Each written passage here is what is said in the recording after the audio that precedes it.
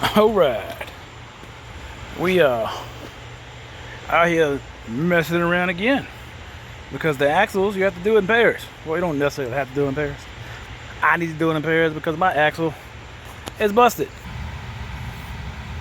It is greasy, and that is all coming from that boot. Just fling it all around the wheel well.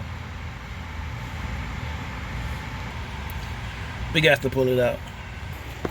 But in case you didn't put it together in the last video,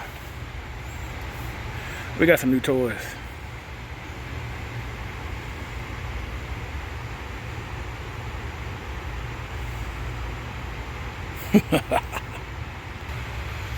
The DeWalt DCF 899 on the notched axle bolt. Oh man, so many things. Just that, I don't even know what to say. Then we're gonna cut this upper fork screw, and then we're gonna get this bottom one in combination with that. These two are 17, and this one right here is 14. All right, so we got the back bolt off, we got the bottom bolt off, pulled the fork out, and I'm gonna come down here and pop this castle nut off. If you do run into this again, just make sure you understand you can put your jack here after you take it off, the cotter pin and stuff. You can put your jack here and jack it up, tap it a little bit if necessary, and it should pop right out. Alright, so like I said before, I just put the jack on it. I took the mallet, not the hammer, and just hit the side right here. Between that little crack is where the ball joint is coming through. You just tap that and it comes right up. Now I'm gonna take this whole axle, the whole rotor and caliper and stuff up and out of this hole. But not before I punch that out with a mallet.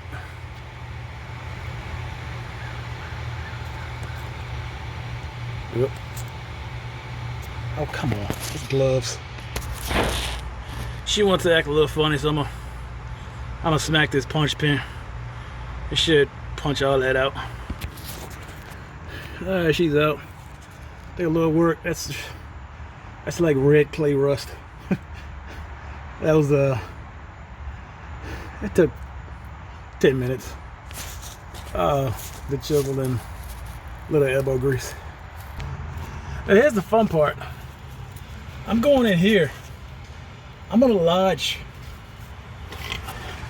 my pry bar against the transmission and the other side of the axle, and I'm gonna flex it. Hopefully it'll pop right out. It shouldn't be problematic at all. I just tell you about it. Again, I'm getting underneath here. I'm gonna try to find that wall and just pop it out. And look, yeah, you're coming all the way on the back of the transmission. I don't know if y'all see it, but that's why I'm sticking my yeah, there we go. That's why I'm sticking my pry bar, just pushing it in and prying it out. I'm a good 2.5 feet under the car.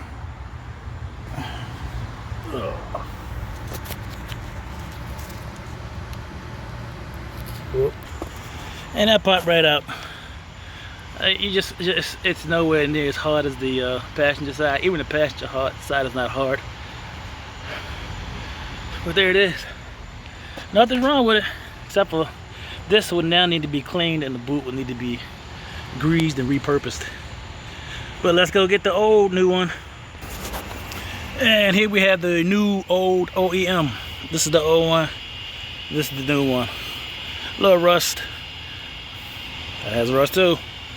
As I made in the point in the last video, I can't roll the dice with axles on aftermarket.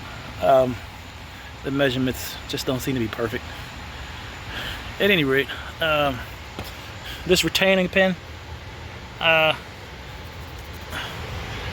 Scotty Kilman told me to make sure they're upright.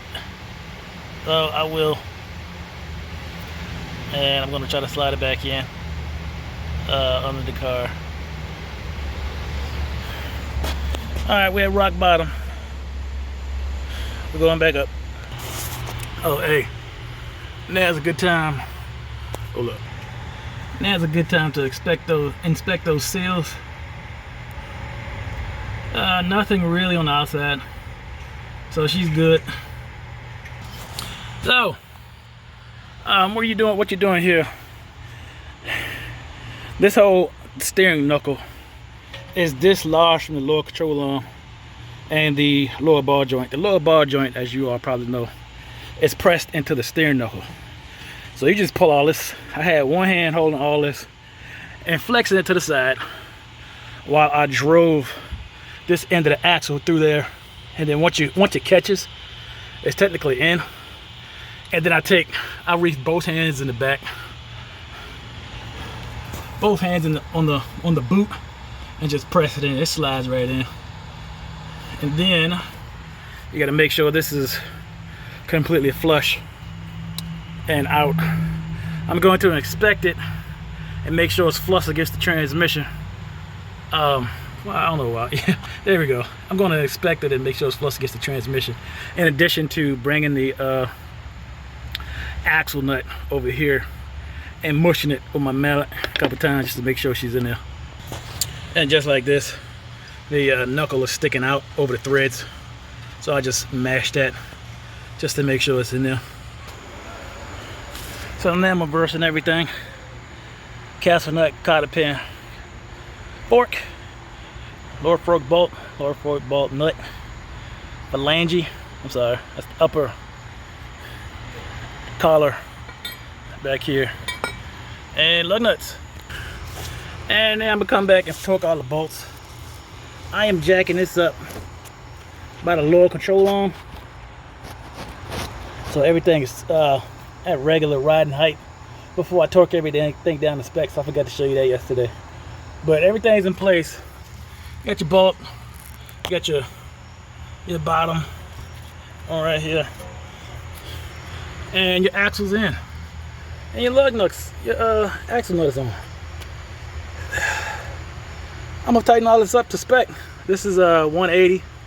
I think that's, I don't think it's anything. I know this, the castle nut is 65. That might be 37, and that the one down here might be 47. But I gotta look it up online. Nonetheless, this is the driver's side axle. You can like, you can subscribe. Don't do like I did and wait till you get the bounties before you change everything, which will result in you spending more money. But hey, I did it myself. I think I saved roughly $1,800 for both axles these days in Central Virginia. You save yourself some money too. Until next time.